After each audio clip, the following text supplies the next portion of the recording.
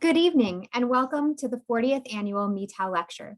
Closed captioning is available at the bottom of your screen. Attendees should type questions into the Q&A section. After we hear from Professor Darity and Ms. Mullen on their recent collaborative work, we will answer questions submitted both before the event as well as during this webinar. We may not be able to get to all of your questions. Before we get underway this evening, I'd like to acknowledge Tony Nguyen's passing. As a community, we grieve and send love and light to Tony's close friends and family. We encourage those experiencing pain and sorrow to ask for support and lean on this community. It is our practice to begin our programs here at Macalester with a land acknowledgement. We would like to take a moment to honor the fact that Macalester is on Dakota land. This is the ancestral homeland of the Dakota people who were forcibly exiled from the land and because of aggressive and persistent settler colonialism. We make this acknowledgement to honor the Dakota people, ancestors, and descendants, as well as the land itself. Macalester sits near Bdote, the sacred meeting point of the Mississippi and Minnesota rivers. In the words of Reverend Jim Bear Jacobs, Bdote is a place of genesis and genocide, both relative alive in the land as we would know it. We recognize that this acknowledgement itself is not enough and only serves as a first step towards decolonization. Today's 40th Mitau Lecture's namesake, Professor Theodore Mitau, was born in Berlin in 1920 to a well-established Jewish family. By the age of 14, he had to adorn the Star of David to the clothes he wore to school, and soon thereafter realized that further education possibilities would be severely constrained by Nazi practices towards the Jews. During the mid-1930s, German Jews primarily feared increased discrimination and exclusion. No one had yet thought of genocide. Accordingly, Mitau left for the United States, where he completed his undergraduate studies at Macalester College and earned a doctorate in political science at the University of Minnesota. Mitau then returned to Macalester College, and under his leadership, Macalester's new political science department flourished into one of the most preeminent at the college, and soon generated both state and national attention, given its association with Hubert Humphrey, Mitau's colleague, and Walter Mondale, a student of both. Unlike older German academic expatriates who were formed in a tradition at once culturally brilliant and politically and pedagogically autocratic, Mitau fully embraced American democratic institutions and values. His scholarly interests largely centered on US politics, primarily the areas of state and local government and the Supreme Court. He also led a vigorous and engaged public life, consulting government agencies, commissions, and committees, as well as public service associations throughout the region. The Mitau family and other generous donors made it possible today to engage with Dr. Darity and Ms. Mullen. Our guests today join a long line of notable public intellectuals such as Jennifer Hochschild, Orlando Patterson, and Howard Zinn. Tonight's first speaker, William Sandy Darity Jr., is the Samuel Dubois Cook Professor of Public Policy, African American Studies, and Economics, and the director of the Samuel Dubois Cook Center on Social Equity at Duke University. He has served as chair of the Department of African American Studies and was the founder and director of the Research Network on Racial and Ethnic Inequality at Duke. Previously, he served as director of the Institute of African American Research, director of the Moore Undergraduate Research Apprenticeship Program, director of the Undergraduate Honors Program in Economics, and director of Graduate Studies at the University of North Carolina at Chapel Hill. Darity's research focuses on the inequality by race, class, and ethnicity, stratification economics, schooling and the racial achievement gap, North-South theories of trade and development, skin shade and labor market outcomes, the economics of reparations, the Atlantic slave trade and the Industrial Revolution, the history of economics, and the social psychological effects of exposure to unemployment. He was a visiting scholar at the Russell Sage Foundation, a fellow at the Center for Advanced Study in the Behavioral Sciences at Stanford, a fellow at the National Humanities Center, and a visiting scholar at the Federal Reserve's Board of Governors. He received the Samuel Z. Westerfield Award in 2012 from the National Economic Association, the organization's highest honor, Politico's 50 recognition in 2017, and an award from Global Policy Solutions in 2017. He is a past president of the National Economic Association and the Southern Economics Association. He also taught at Grinnell College, the University of Maryland at College Park, the University of Texas at Austin, Simmons College, and Claremont McKenna College. He has served as editor-in-chief of the latest edition of the International Encyclopedia of the Social Sciences and as an associate editor of the 2006 edition of the Encyclopedia of Race and Racism. Darity's previous books include For-Profit Universities, The Shifting Landscape of Marketized Education, Economics, Economists, and Expectations, Micro-Foundations to Macro Applications, and Boundaries of Clan and Color, Transnational Comparisons of Intergroup Disparity. He has published or edited 13 books and published more than 300 articles in professional outlets. Tonight's second speaker, Kirsten Mullen, is a folklorist and the founder of Artifactual and Arts Consulting Practice and Carolina Circuit Writers, a literary consortium that brings expressive writers of color to the Carolinas. She was a member of the Freelon Adage Bond concept development team that was awarded the Smithsonian Institute's commission to design the National Museum of African American History and Culture. Under the auspices of the North Carolina Arts Council, she worked to expand the Coastal Folklife Survey. As a faculty member with the Community Folklife Documentation Institute, she trained students to research and document the state's African American music heritage. Kirsten was a consultant on the North Carolina Museum of History's North Carolina Legends and Civil Rights exhibition projects. Her writing can be found in museum catalogs and journals and in the commercial media, and includes Black Culture and History Matter, The American Prospect, which examines the politics of funding Black cultural institutions. Mullen is co-author with William Darity of the widely acclaimed book, From Here to Equality, Reparations for Black Americans in the 21st Century. They join us this evening now. Please welcome Professor Darity and Ms. Mullen. Thank you. Thank you very much for that introduction. We are honored to have the opportunity to give the Mitau Lecture at Macalester College.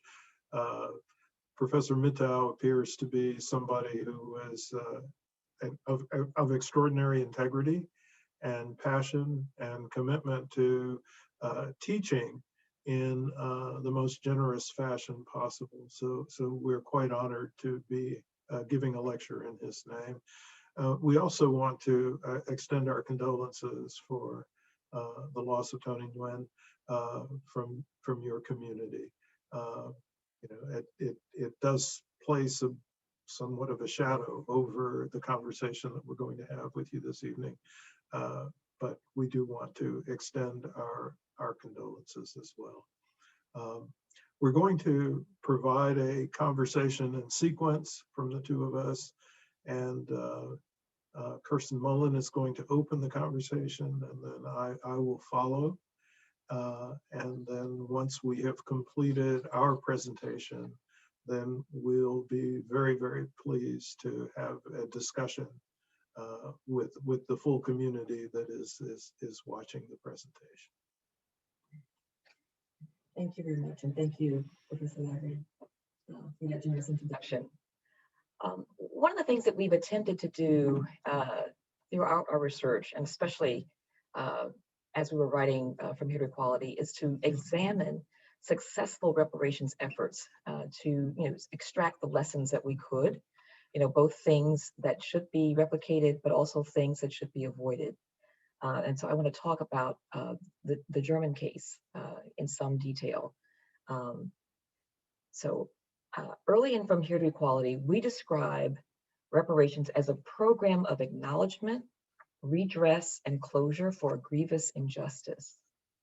Acknowledgement constitutes the recognition and admission of culpability on the part of the perpetrator of the atrocity. Redress is the act of restitution for the grand crime by the perpetrator. Closure is the victim's agreement that the perpetrator has met the debt owed and no further claims made unless there is a renewal of the harm or imposition of a new harm. So ARC, acknowledgement, redress, and closure. Historically, congressional, parliamentary, ministerial, or presidential commissions or their equivalent have served as a prelude to reparations initiatives. Transformative acts of this type are neither new nor rare. These panels customarily are charged with documenting the scope and impact of the pertinent damages, assessing a request or demand for retributive justice, calculating the amount due to the injured parties, and designing procedures for disbursement of cash payments to eligible recipients. We can learn a great deal about executing a national program of redress from studying previous initiatives. I've studied 5 programs in some detail, 2 international cases and 3 US cases. Tonight, I'm going to focus on a single precedent, German reparations for victims of the Nazi Holocaust. Like the case of redress for Japanese Americans after their wrongful incarceration during World War II, the German case demonstrates how, in the aftermath of unfathomable incidents, people, both government officials as well as those leading private charitable efforts, made valuable attempts to come to terms with placing a value on and compensating for lost lives and lost livelihoods with the goal of achieving closure for all concerned. So, reparations agreement between Israel and the Federal Republic of Germany. So, in our research, we have learned that following the Nazi defeat, David Ben-Gurion, who was Israel's co-founder and its first prime minister, insisted in 1945 that West Germany support the new state of Israel and assist with the, quote, resettling of so great a number of uprooted and destitute Jewish refugees, end quote. Begun in 1952, the reparations plan included direct payments to families of the deceased, to the direct survivors, and to those subjected to forced labors, tangible support that continues to this day. In fact, as recently as 2012 and 2016, reparations for Holocaust victims and their descendants were expanded to increase the number of Jews who were eligible to receive payments. Many Jews living in France and other countries who had been remanded to German authorities during the war have been declared eligible claimants. Additionally, in 2011, the length of time spent living in ghettos to qualify for compensation was reduced from 18 months down to 12, and in 2012, reduced further still to 6 months, making restitution possible for many more people. Ben-Gurion's participation in these matters cannot be underestimated. From 1952 to 1967, West Germany paid an estimated 3 billion Deutschmark to the state of Israel for reparations for Wiedergutmachung, and $450 million Deutschmark to the World Jewish Congress. In addition, over 100 billion Deutschmark, nearly 60 billion US dollars in 1950s and 1960s currency, has been paid to individual victims of the Holocaust. Ben-Gurion also insisted that Germany actively recover property confiscated from Jewish people so that, quote, the murderers do not become the heirs as well, end quote. Historian Tony Jute wrote of the Wiedergutmachung, I quote, in making this agreement, Chancellor Konrad Adenauer ran some domestic political risk. In December 1951, just 5% of West Germans surveyed admitted feeling, quote, guilty towards Jews, end quote. A further 29% acknowledged that Germany owed some restitution to the Jewish people. The rest were divided between those, some 2/5 of respondents, who thought that only people, quote, who really committed something, end quote, were responsible and should pay, and those, some 21%, who thought, quote, that the Jews themselves were partly responsible for what had happened to them during the Third Reich, end quote. When the restitution agreement was debated in the Bundestag, this is the German parliament, on March 18th, 1953, the communists voted against, the Free Democrats abstained, and both the Christian Social Union and Adenauer's own CDU, the Christian Democratic Union, were divided, with many voting against any Wiedergutmachung, end quote. So 20 years ago, when Michael Dawson and Rovana Popov polled white Americans on the question of reparations for Black Americans, only 4% of the respondents supported the measure. A Marist poll taken 16 years later found that number had risen to 16%. In a civics poll conducted last summer after the war, after the world was forced into the role of eyewitness to the heart-stopping killing of George Floyd by Minneapolis police officer Derek Chauvin, more than half of all Americans, including nearly 40% of white Americans, indicated support for the creation of a commission and develop reparations proposals for African Americans. This is notable because reparations for Jewish people post-Holocaust was achieved with significantly less popular support. Beyond the payment's dimensions, which should not be underestimated, the German reparations plan had at least one additional key requirement: a commitment to preserve the national memory of the horror of the Holocaust, to preserve recognition of the national responsibility for the horror, and to constrain memorialization and glorification of Nazi leaders and the Nazi cause. Though this aspect of redress for the crimes of the Third Reich has been imperfect, it is vastly different from the way in which the leaders of the Confederacy and the Lost Cause have been exalted in the United States. Germany engaged actively in denazification. I coined the term deconfederatization to designate the work the United States has long evaded. Ours was a case in which the losers succeeded in pushing their narrative into American children's history books and erected what they hoped would be permanent memorials to their lost cause. Astute historian Catherine Beischer observed, quote, by putting in permanent public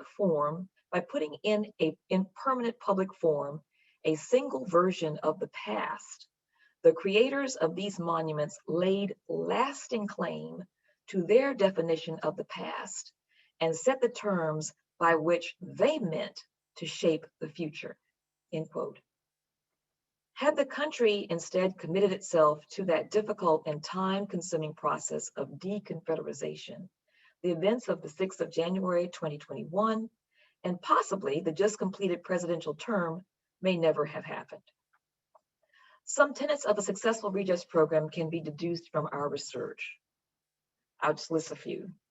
Leadership from within the communities most affected is essential to ignite action and ensure that restitution is comprehensive and sufficient.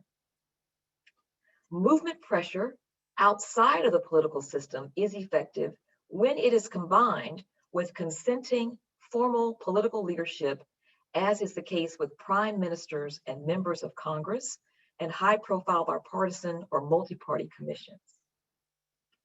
Significant payment and restitution can be achieved even when reparations are politically unpopular. An enumeration of contingencies must be made to ensure the payments are made even under challenging circumstances. And final outlays should be combined with educational, historical, and narrative efforts to ensure that the case for reparations is well understood in the public ethos. Some have argued Black reparations advocates should push the legislation of HR 40, but my colleague is going to talk a bit about that legislation, how it was created, the environment in which it was created, and the flaws of that legislation. But before going that route, there's a couple of observations that I think are important. The first is that in the context of our book, From Here to Equality, in the final chapter, we advance a plan for reparations. And this is intentional because one of the complaints that frequently is raised about the case for Black reparations is the absence of any kind of guidelines or roadmap for actually conducting such a plan of action. And one of the dimensions of the plan that we advanced involves the specification of how much should be paid to eligible recipients from a fund that would be designed to meet restitution requirements from the United States government. And we argue that the central factor that has to be examined is the extent of the Black-white wealth gap in the United States. And by wealth, we mean something different or distinct from income. It's the difference between what you own and what you owe, or the net value of your personal property. And it's inclusive of assets like ownership of a business, a home, non-residential real estate. It's inclusive of financial assets and the like. So the higher an individual or a family's level of wealth, the greater their degree of security, particularly in circumstances in which there are unexpected or sudden losses of income. This could be a consequence of a pandemic, for example. Wealth is in some sense an insurance policy, but it is also a vehicle for opportunity to fully participate in American life, ranging from access to education as well as to access to the levers of political influence in America. And so we focus on this wealth differential because the Black-white wealth gap, in our estimation, best captures the cumulative intergenerational effects of white supremacy. And it captures those effects on living descendants of folks who were enslaved in the United States. So the magnitude of that gap is estimated by the Federal Reserve in its 2019 survey of consumer finances as being approximately $850,000 in net worth. This corresponds to a circumstance in which Black Americans who are descendants of US slavery constitute about 13% of the nation's population, but only possess 2.5% of the nation's wealth. And so what we see as a prime objective of a reparations program is to bring the Black share of wealth into conformity with the Black share of the nation's population. And we estimate that this would require an expenditure of at least $10 to $12 trillion. Now, the question is, in addition, how do we get from here to there, to a circumstance in which the reparations bill has been met? And in the pages of From Here to Equality, we examine critically one avenue that has been pursued, which is an attempt to lodge a set of lawsuits in the judicial system in an effort to get the courts to approve of a reparations plan. And we'd like to share a passage with you from the book in which we explore the process of attempting to produce reparations in that fashion.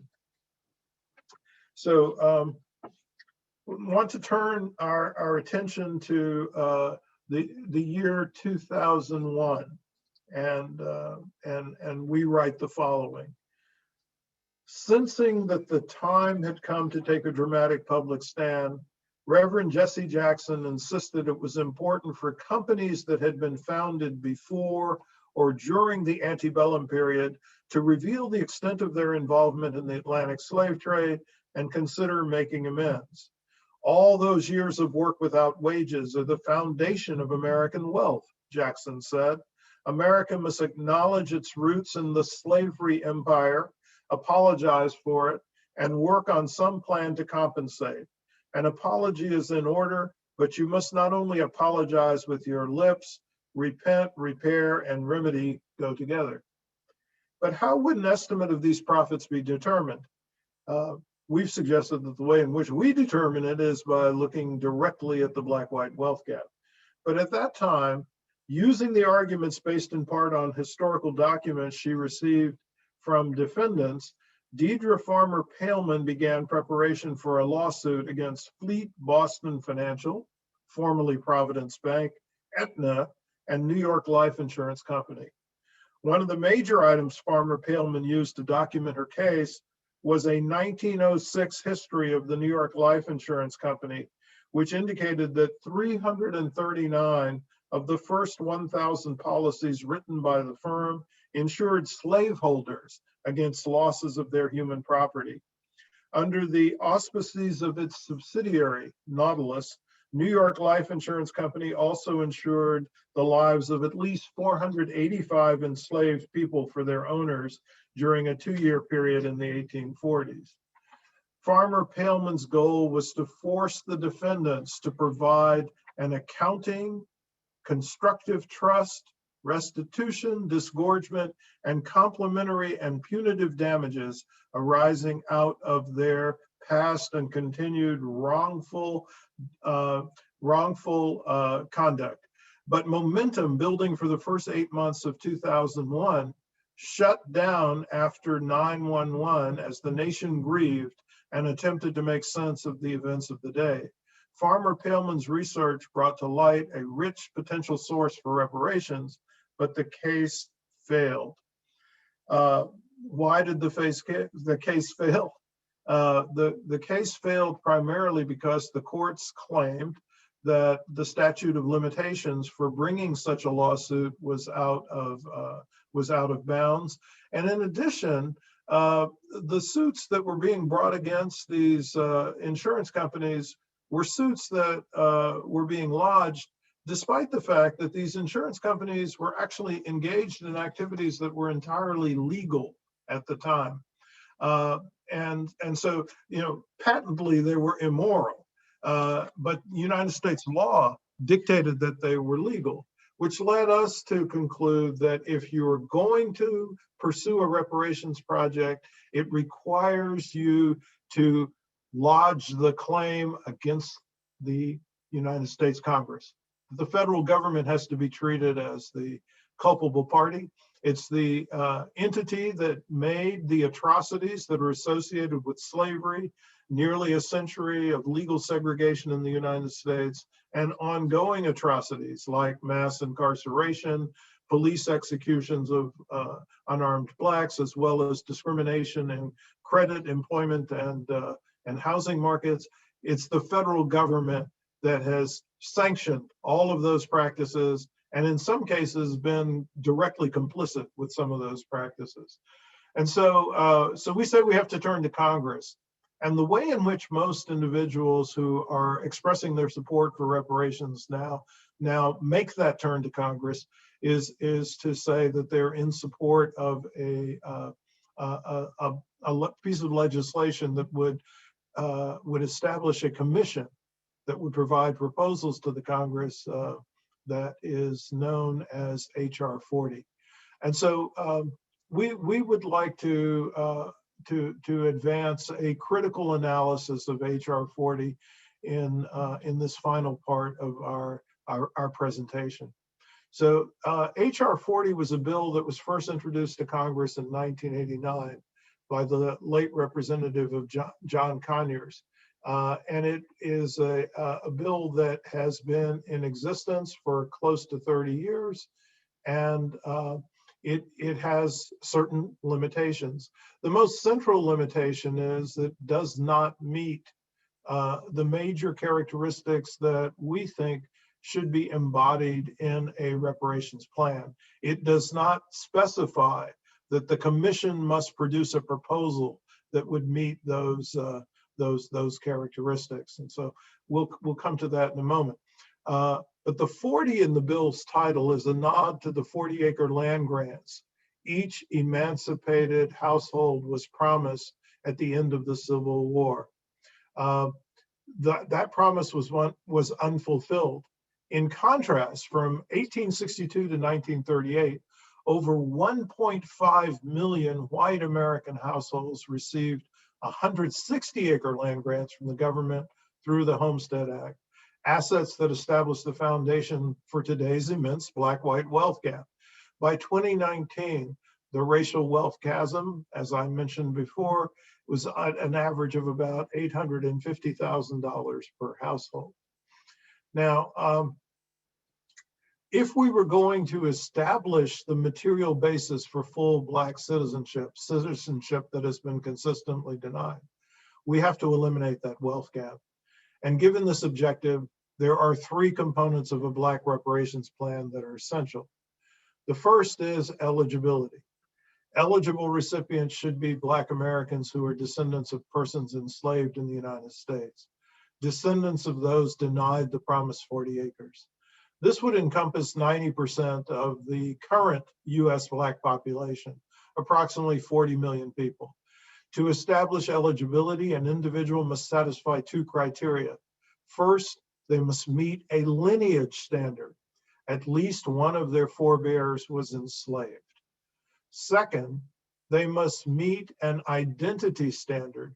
They must provide proof that they have self-identified as Black, African American, or Negro on official documents for at least 12 years prior to the enactment of a reparations program or the enactment of a reparations commission, whichever comes first. Second, the plan must reduce wealth disparity in the United States. And so the Black-white wealth differential, as we suggested, is a powerful economic indicator of the cumulative intergenerational effects of structural racism. And it's an indicator of those effects on living descendants of persons who were enslaved in the United States.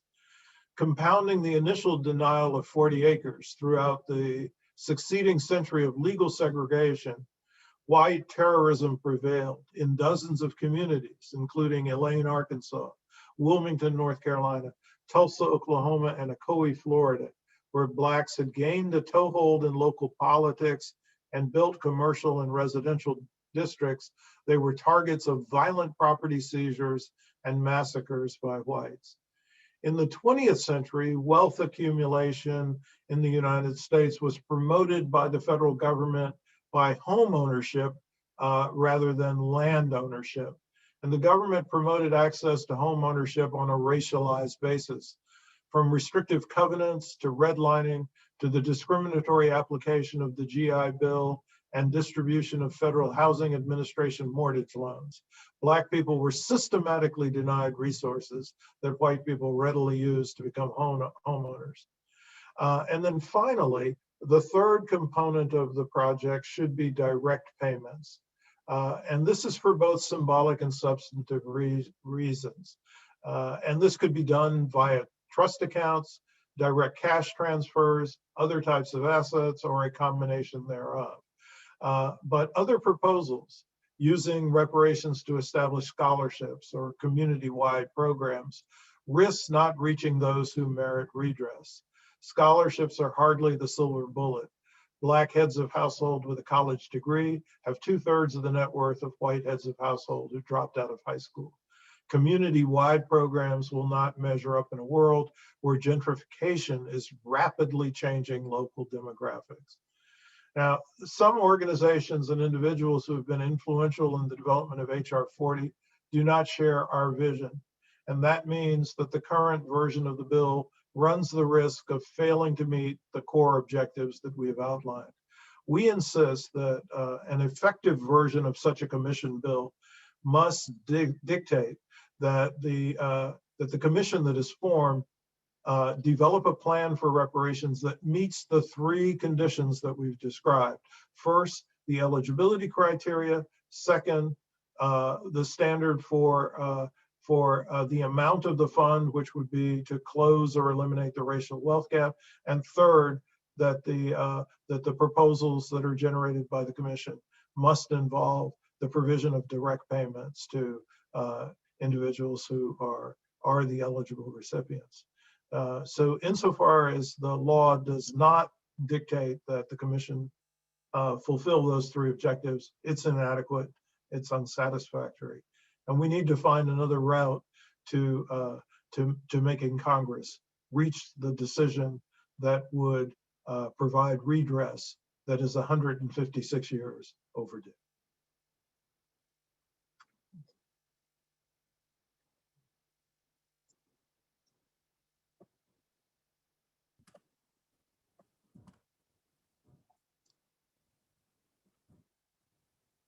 Are you ready to take questions? Yeah, absolutely. All right. I'm just, we want to remind folks that if you have questions, you should put them in the Q&A place on your screen. You won't be able to chat to all of us, and then I will be reading questions from that Q&A screen. So our first question this evening is, can you envision the US as a whole, Democrats and Republicans, coming to a reasonable consensus like West Germany and Poland did?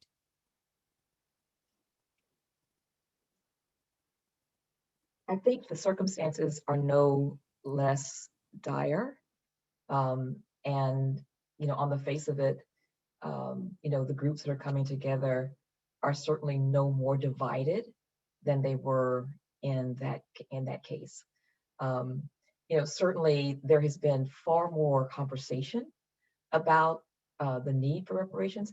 It's interesting, we talk about, HR 40 as a placeholder. And in the 30 years that legislation has been, just sitting waiting to be passed, we've learned a lot about, the conditions of Black Americans. And we've also learned a lot about our misperceptions of the racial wealth gap, the misperception of disparities in this country, but also misperceptions of our history.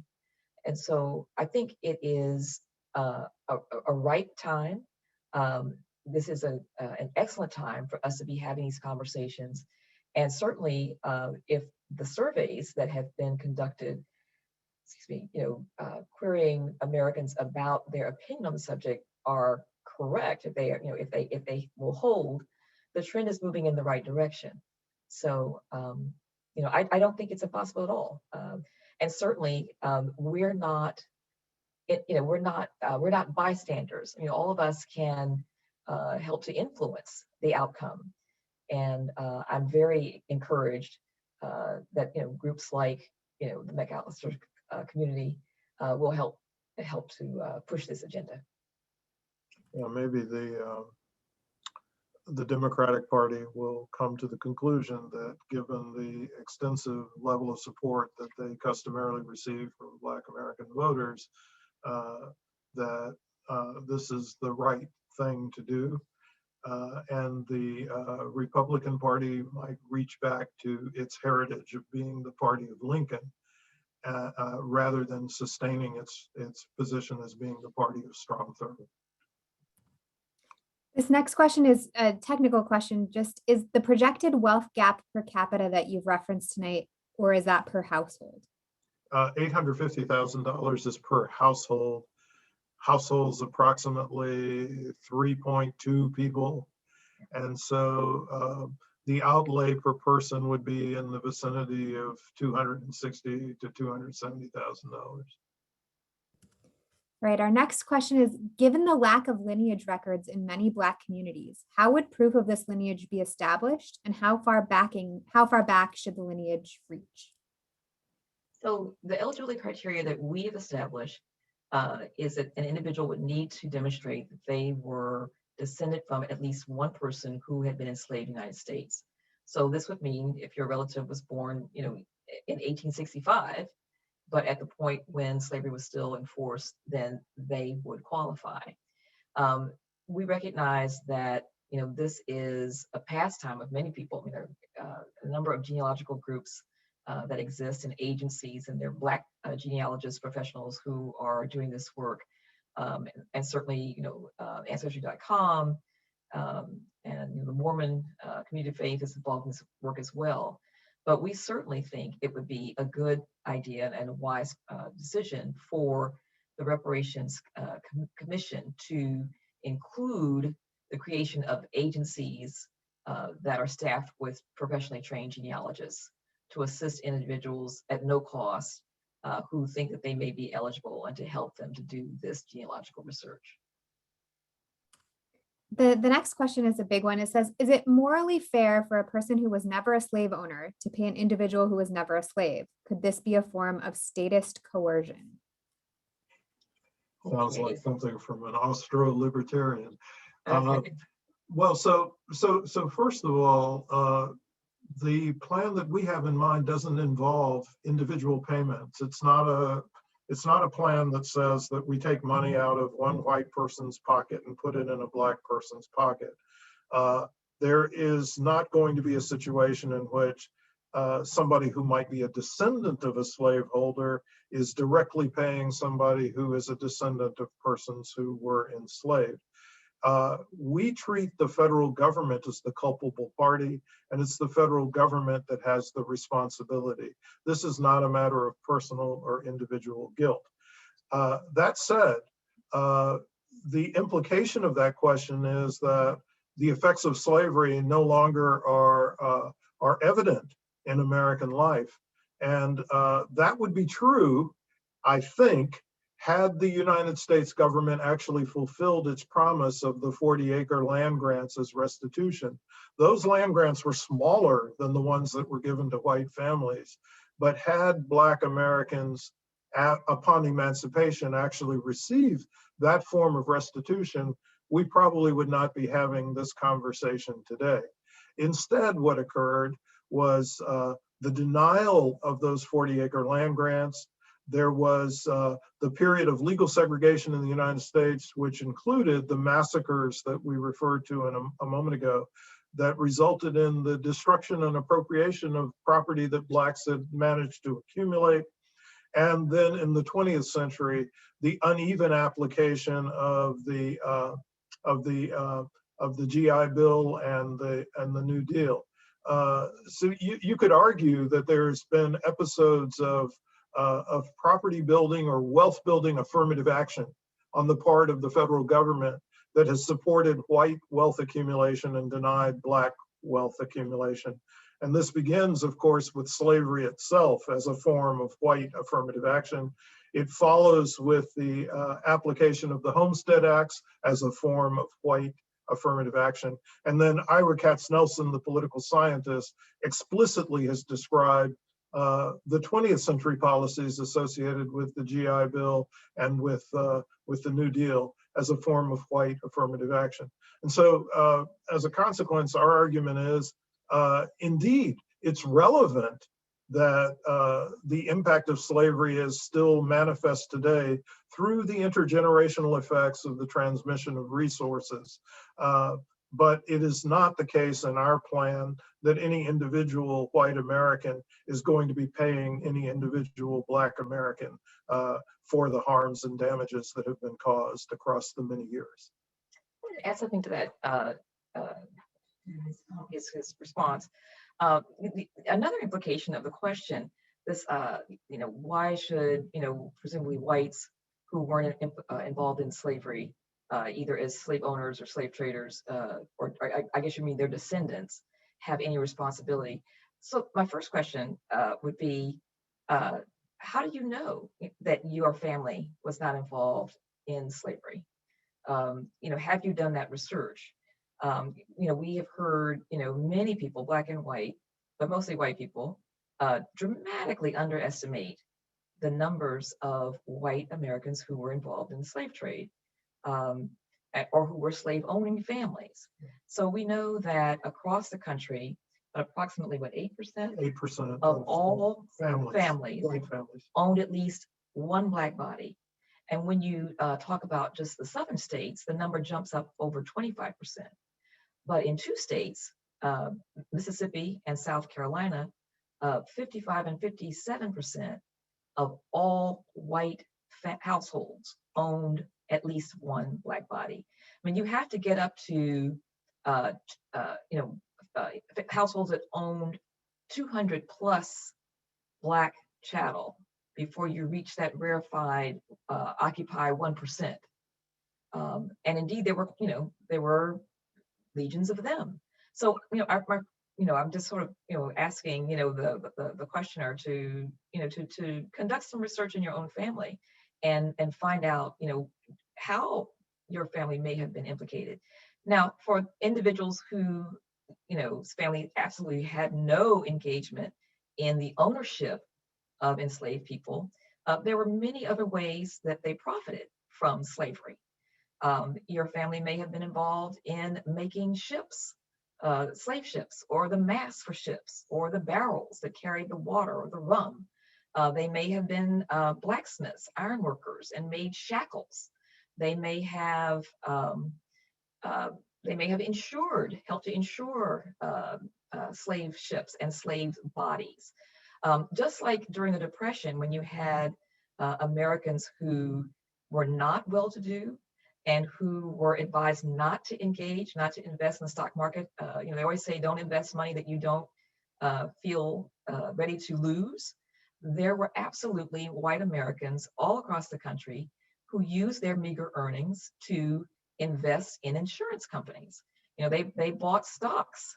And so there are all kinds of ways that this global economy enriched and, but also, I want to say, all roads led to slavery, during this period. Cotton was king. We were listening the other day to an academic talking about how she was from Taiwan and how the slave trade and cotton built Taiwan. This was a country that was just, carrying along at a very low level economically, but cotton totally transformed, their economy. And, large numbers of middle class and upper income, Taiwanese, suddenly appeared because of the profits from cotton. And in the North, you had, textile mills, the state of Connecticut in particular, over 100 textile mills. All of this is possible because of slave-grown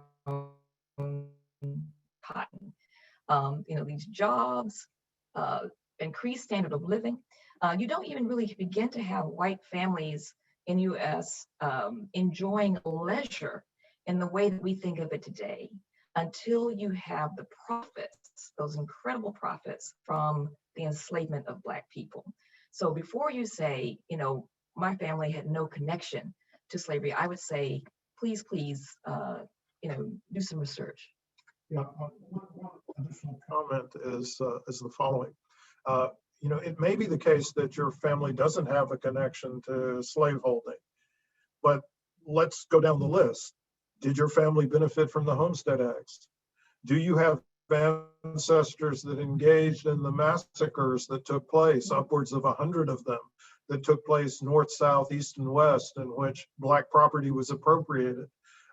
Do you have ancestors who benefited from the GI Bill or from the New Deal legislation's provision subsidies for home ownership? I think there's a number of questions that can be asked that merit examination in white households in the United States. But again, we're not asking individual white households to meet the bill. There are a couple of questions about the mechanics of payments. One is about whether or not direct payments would be spread out over many years, as is the case in Israel. And the sort of a related question, would there be any counseling or assistance with how to use that money or how money might be received? So in the case of Israel, there have been various strategies have been put forth over the years. In addition to payments being made to the state of Israel, payments have been made to individuals who could prove that they were descendant of individuals who were harmed. We learned just the other day from a young man whose family had benefited. I think it was was it his grandparents who were still receiving reparations payments from Germany. The second part of your question had to. And when we were in class earlier today, we learned Professor Ziss that his family had received some grandmother had received some amount of reparations payments. Yeah. And certainly, I know another case was someone whose family was able to prove that significant property had been stolen from them and that they had received a substantial reparations payment from the German government as a consequence of that theft. So, yes, absolutely. There are, a number of different strategies that have been employed. As the Holocaust survivors are aging and dying, there has been a tremendous push to try to think about how they can receive even more money. And part of the difficulty is that, medical care is so expensive in this country. And, what they're finding is that individuals who had for much of their later lives enjoyed a middle-class existence, their savings have been eroded with the payment of medical bills. And so, there's been more attention put on them to say, they've suffered a lot in their lives. What can we do, to help them at this point, at this juncture? And the second part of your question had to do with financial literacy, right? And okay, and so, you know, we always are intrigued by this question, in part because, you know, why in the case of Black American descendants of US slavery do we feel they need, that they need special training? You know, when the 9/11 victims and their families received reparations payments, nobody said, oh, gee, let's give them financial literacy first. I don't know that anyone suggested this for Japanese Americans who received reparations, who were wrongfully incarcerated during World War II, nor was this the case with the victims of the Holocaust. You know, somehow Black Americans are the only people who need this training. Now, we're not against financial literacy. You know, we always say, you know, we would certainly welcome the idea of pre-reparations preparation.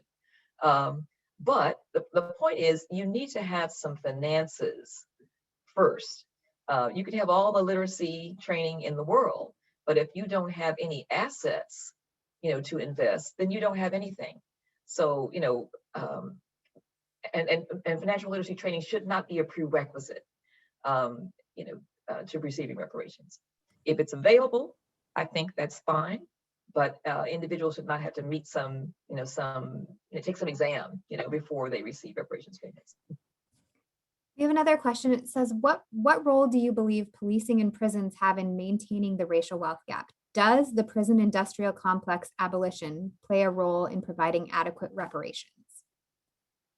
So first of all, there's actually a research paper that I contributed to where we examined longitudinally the effects of incarceration on wealth accumulation by race. And there is obviously an adverse effect, and it's more severe for Blacks, but that's a fairly marginal explanation for the Black-white wealth gap. The Black-white wealth gap is really anchored in the intergenerational transmission of resources. The families that have more to give to the subsequent generation are the ones in which the subsequent generation develops higher levels of wealth. The families that have less to give, the subsequent generation develops lower levels of wealth. And this distinction is heavily racialized in the United States for the reasons that we talked about. Social policy conducted by the United States government that actively built white wealth and actively denied Black wealth from being acquired. And so I wouldn't put the focus or the fulcrum of understanding the racial wealth differential on over incarceration, but over incarceration in and of itself is a severe problem that requires social policy to affect it. So I think it's important to make a distinction that we frequently do, relying upon an analogy that Malcolm X developed, where he talked about a situation in which somebody has plunged a knife 9 inches into his back. And he makes a distinction between pulling the knife out and healing the wound. So we can think about mass incarceration as a set of damages that are required, that are equivalent to pulling the knife out, that we need to stop the harm. But that's distinct from compensating people from the effects of those harms. And we think that the effects of all of the atrocities that have been visited upon Black Americans can be best understood as being captured by the critical economic index of the racial wealth differential in the United States. So if we're going to heal the wound, then we have to close the racial wealth gap. That's what reparations will do. But we also need to pull the knife out. We have to do both. We have another question here.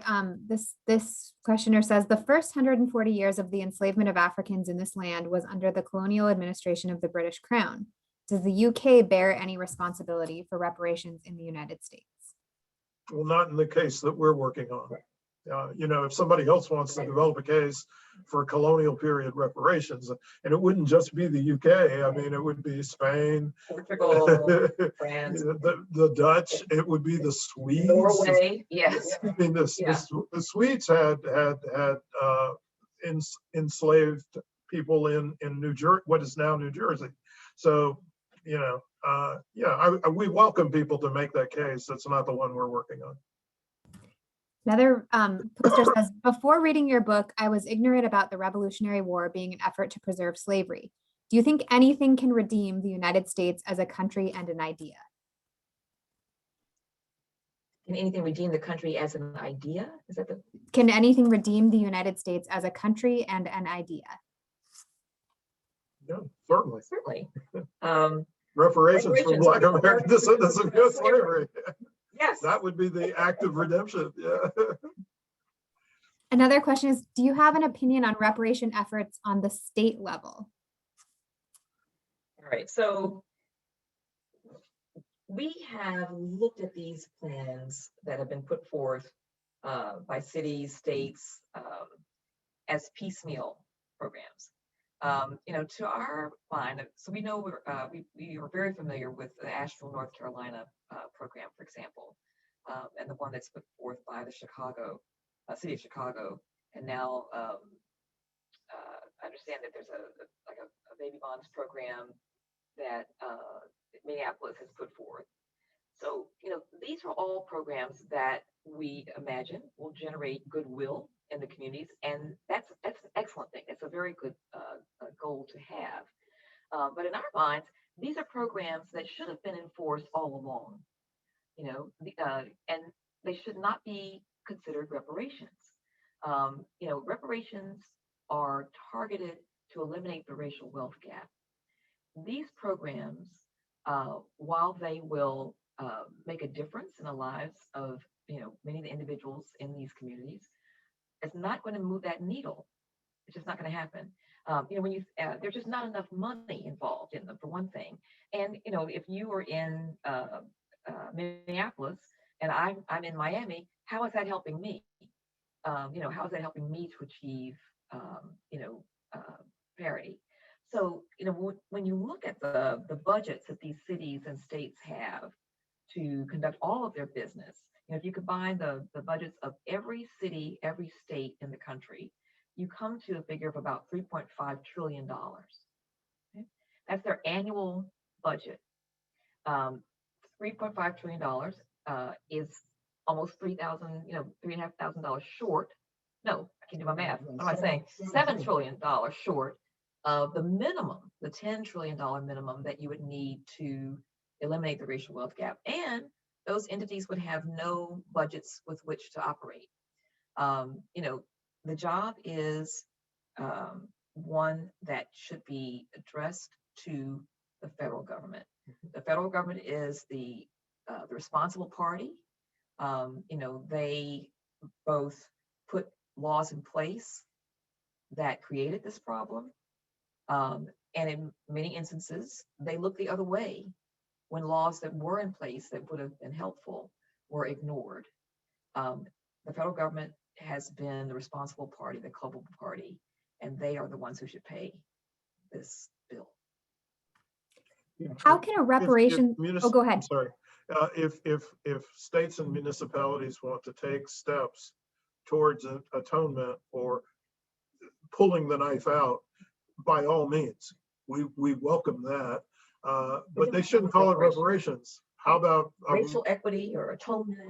Racial equity initiatives, you know, something like that. Just don't call it reparations. We feel very proprietary about that term because it applies, in our view, to the larger effort to eliminate racial wealth differences in the United States. How can a reparations project anticipate and circumvent the ways in which racial capitalism and its extractive institutions, for example, the discriminatory housing industry, labor discrimination, prisons, and police, attempt to hinder enduring Black wealth generation? So how can the reparations project circumvent the ways in which this system will attempt to hinder wealth generation? I'm sorry. Okay, okay. I mean, these systems were created by individuals. And in many instances, these are people who are elected to public office, at every level. Reparations would dramatically increase the likelihood that the recipients would be more actively engaged in American political life. The assumption would be that, the next logical step would be for them to, to look for, candidates whose views were more akin to their own. Money would enable them to have more political power, and slowly, or perhaps in a very dramatic move, the views, the faces of these elected officials would change, and you would begin to see systemic change. That's the first piece. Well, and the other piece is, we ask that you imagine a world where each Black household has approximately $850,000 in additional wealth. What kinds of capabilities that would give those households that they don't currently possess. And so to the extent that they're faced with certain kinds of discriminatory obstacles, it becomes possible for steps to be taken to circumvent the impact of those obstacles. So for example, if there's an absence in the present moment of adequate access to credit for individuals who are trying to start their own businesses, we would then have an opportunity within the Black community to generate the amounts of credit that would be needed out of the community's own resources. I mean, one of the key points about the current racial wealth differential is that there is no apparent way that Black Americans can close that gap with existing resources. And so what we're trying to do is transform the resource base that's available to the Black community, which would mean that there'd be many more opportunities for self-determined actions that would allow the community to bypass many of these institutions that are engaged in discriminatory practices.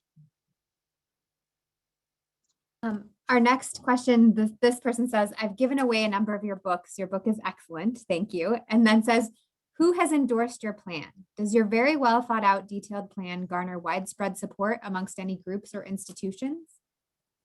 Has anybody endorsed our it plan publicly?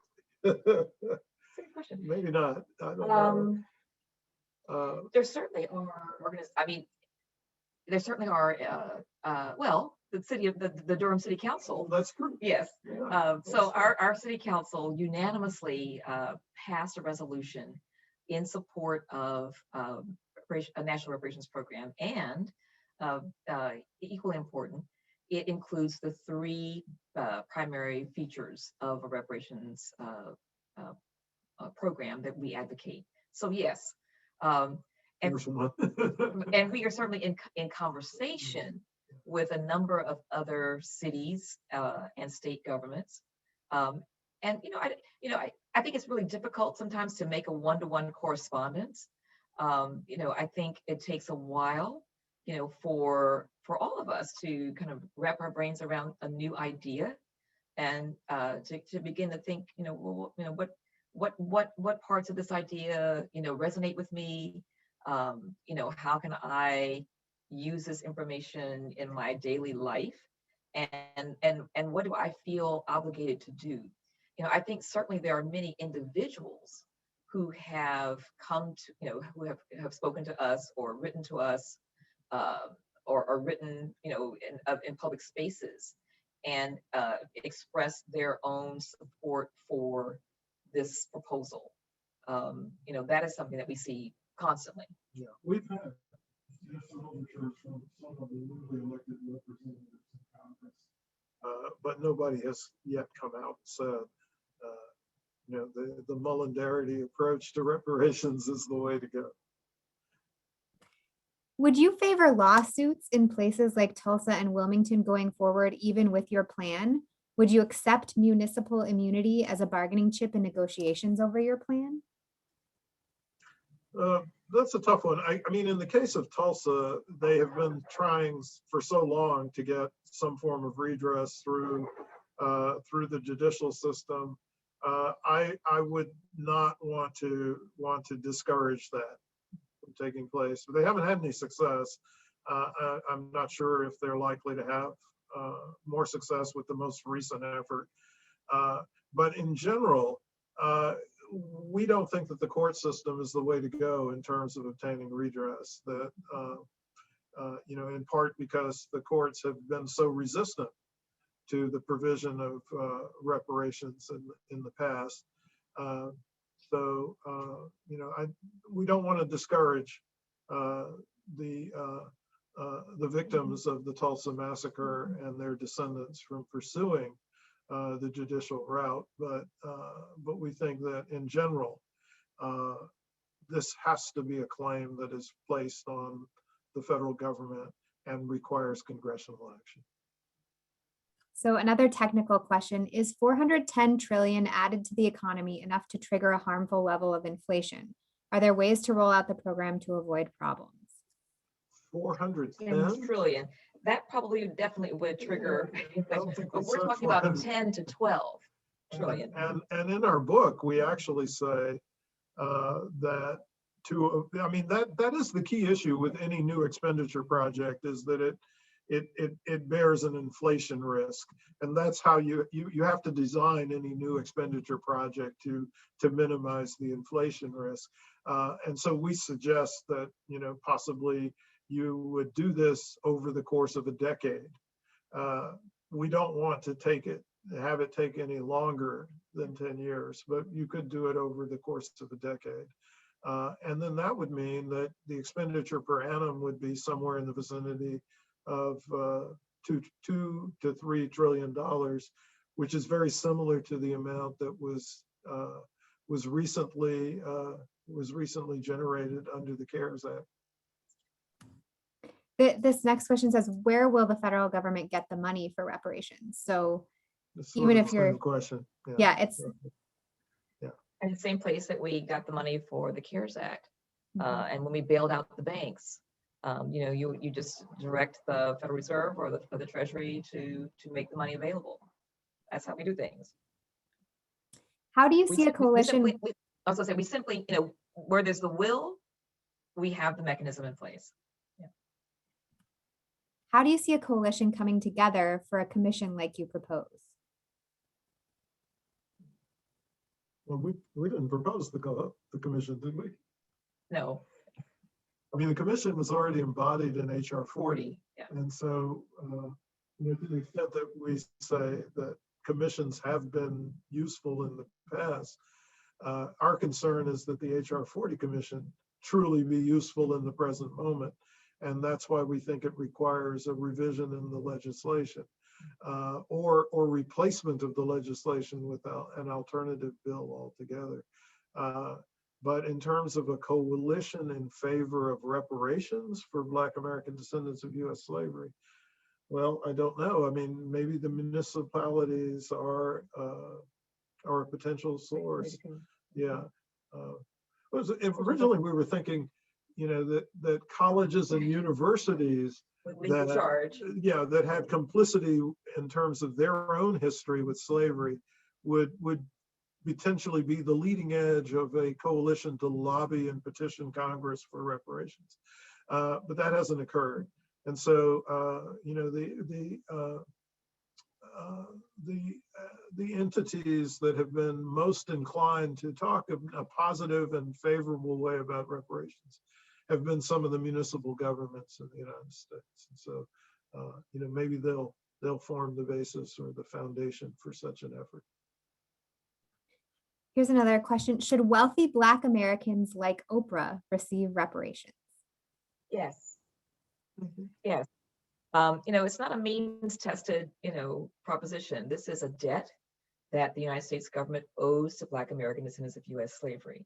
It's not mean tested. If one now Oprah Winfrey might choose, and someone who doesn't have her wealth as well might elect to pass on their share, which they would be, certainly within their rights to do. but there should not be, like, where would you draw the line, right? But from our perspective, this is a debt that's owed to the descendants of the Black Americans who were enslaved and who were denied those land grants. That's what this is about. It's not about what's happening today to those small number of Black Americans who have found financial success. Well, it's interesting. Again, this is one of those questions that's raised about Black American reparations. I didn't hear anybody ask whether or not Holocaust victims were millionaires or billionaires before they should receive reparations. I didn't hear anybody ask that question about Japanese Americans who were incarcerated during the course of World War II. Reparations is not an anti-poverty program.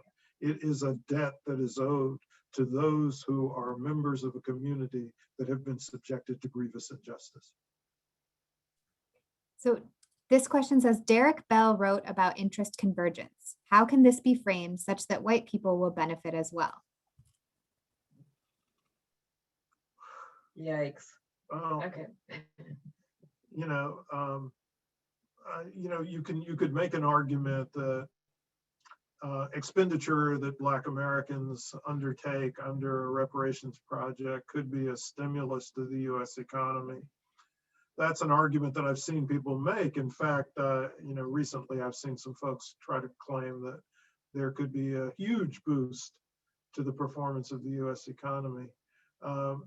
But I think that this is not a question of whether or not white Americans benefit financially. I think this is a question ultimately of whether or not white America collectively begins to recognize and accept the fact that the country has benefited economically from a grievous injustice, and that grievous injustice merits compensation. And so this is a moral question, ultimately. And I'm well aware that in many cases, societies do not make decisions that are based upon what is the ethically sound thing to do. But that's the struggle that has to be waged in the moment. So a follow-up question from the chat, how does racism play into the discourse that is oppositional to reparations? It plays a huge role. I would say it is the chief roadblock, actually. We all have roles that we can play as individuals.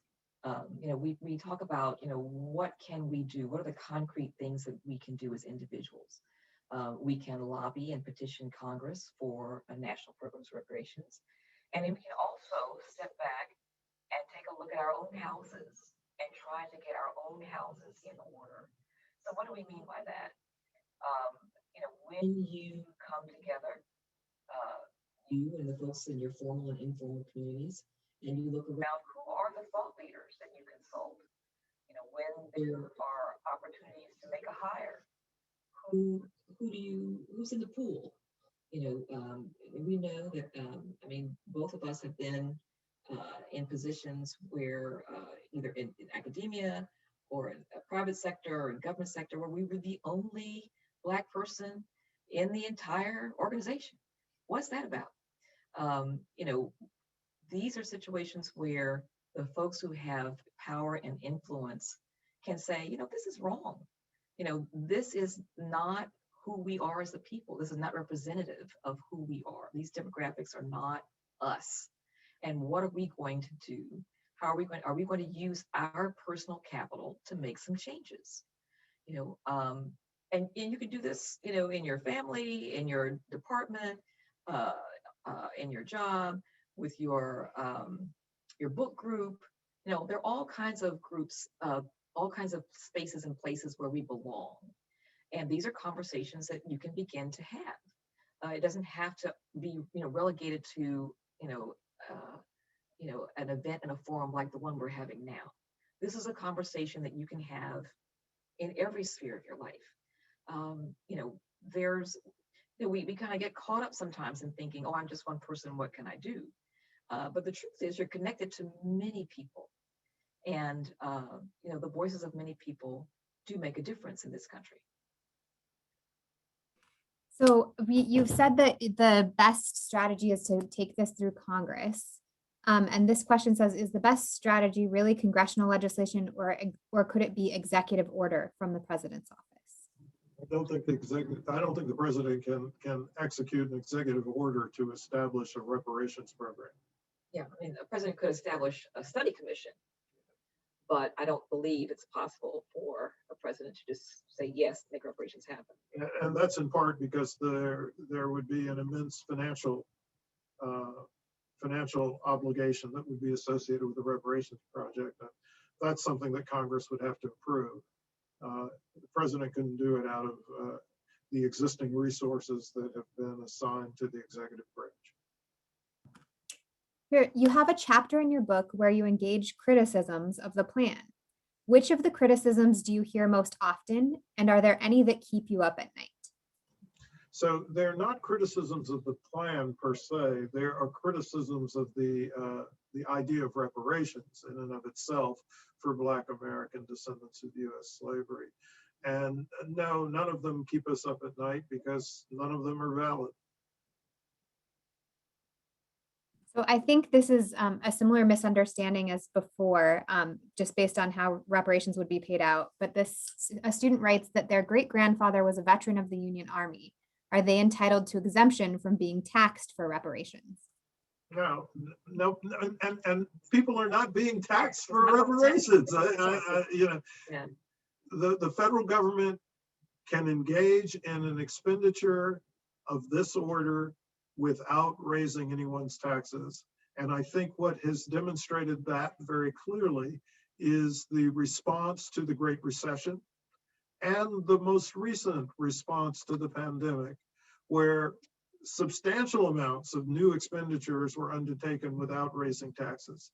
And so, it's not a requirement at all.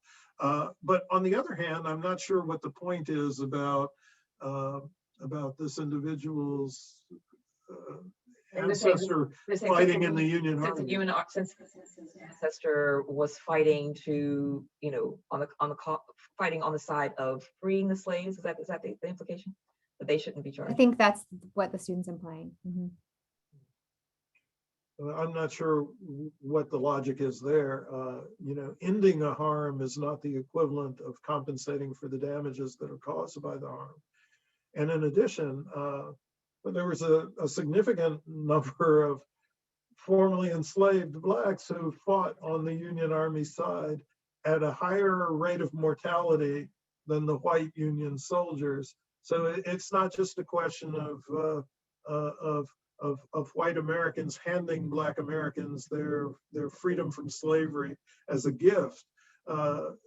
Black Americans were actively involved in the process of their own liberation. And then, one of the other key points I think we make in the book is that you could have had an end to slavery without fighting a civil war at all, had white Americans agreed to that arrangement. And we talk about that option at length in the book in the chapter that we call Alternatives to War and Slavery. And that particular option is something that's referred to as compensated emancipation, which is a situation in which you actually pay the slaveholders for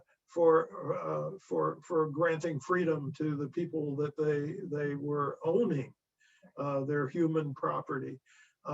There actually was a small successful effort. Washington, D.C., the District of Columbia, did in fact pass a compensated emancipation program, and some 3,000 or so individuals who had enslaved Black people were paid the same amount, fixed amount, for the liberation of their human chattel. But unfortunately, President Lincoln and all of his many emissaries were unable to convince the Southerners to take that deal. But Lincoln persisted up until the last days of the war, offering compensated emancipation as a way of, stopping the bloodshed. But the Southerners were not interested. They absolutely were not interested in compensated emancipation. And in fact, he didn't apparently have sufficient support in the North. That's true. To be able to make it something that would be passed through Congress. Many students have asked about how your proposal relates to Native Americans. Can you address this? Well, not directly, it doesn't. I mean, the concept of reparations as a principle is something that I think is parallel with the Native American case. But we view these as separate cases. The Black American case, from our understanding, is a case that's made to achieve the full material conditions for comprehensive citizenship for Black Americans, a comprehensive citizenship that Black Americans have been continuously denied, even in the aftermath of the passage of the 14th Amendment. Whereas the Native American case, and I think you opened the Mitau lecture this evening with a comment about whose land Macalester College sits on. The Native American case is a case for sovereignty rather than citizenship. And so they're distinct cases and they have to be made separately. So our book is not about reparations for any other community, but we certainly embrace the notion that there are other communities that may well have very legitimate cases. There are several folks who are curious about your process in writing this book. They're recognizing that we've got a folklorist and an economist, and so they want to know about how you work together, as well as if you could bring on one additional co-author from a different discipline, what perspective would you bring and why? What do you think? Well, while we're thinking about that, maybe I'll talk a bit about our process. So our process evolved. I think initially we were thinking about the nuts and bolts only and wanting to get, that information, down on paper as quickly and effectively as we could. And I can remember, looking at, a day's work and thinking, we're hitting these targets, but in some ways the work didn't sing, the words on the page didn't sing. And there was a moment when I had an opportunity to share some of what I was writing. Actually, I think it was the section on responses to the critics with a friend who's not an academic, someone who, if not even someone who reads a lot of nonfiction. And she gave me a real gift. When I was reading, her face was just, she had this kind of, her brows were knitted, and I said, "What's the problem?" And she said, "I'm familiar with the words that you're using, but I don't understand how you're using them." And my first thought, might have been to be defensive, but I thought this is information we need to hear. And so trying to figure out who the audience for the book was, I think, was really important. Are we preaching to the choir? Are we talking only to economists? Are we talking only to historians? We want to have a conversation with as many people as possible. And so, we worked really hard to try to find ways that, find entry points for a lot of different viewpoints and for a lot of different experiences. But telling the stories of individuals, I think, was one that really helped us to build, the manuscript. And starting with the actual story of the reparations movement, I think, was really important. We benefited greatly from, comments, critiques, not just of, the reviewers for the manuscript and our publisher and editor, but also of audiences like this one, where we presented our ideas and, had to come up with answers on our feet, quick responses. But I think we, ultimately we wanted a very readable text, an accessible text, And even though there's a lot of, statistics and calculations in from equality, we hope that, and the notes, that was a big conversation. The notes section is almost as long as the body of the book. And if we had had our way, they would have been even longer. But from again, these decisions that are being made about how do you engage an audience that's not necessarily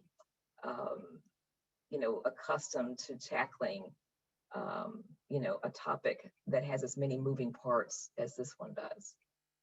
Yeah. Have you had a chance to think about who, what other discipline we might have brought in? Well, I would think that the natural would be somebody who is actually a trained historian. Yes. But maybe a social psychologist, because so much of the emphasis in many of these conversations is on, how would you persuade people to support a reparations effort? And maybe they would be able to provide us with language that would be more effective in making a convincing argument.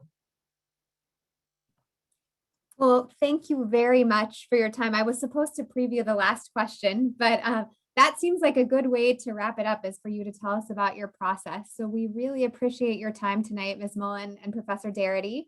And I also want to take the time to thank Roxanne Fisher, who's the department coordinator in political science and who makes all sorts of things work behind the scenes, to thank the rest of the Mitau committee, Professor Andrew Latham and Professor Duchess Harris, to thank the MAC alumni, ITS, and communications department. So we encourage everybody to mask up and stay safe and warm out there. Thank you so much for joining us this evening.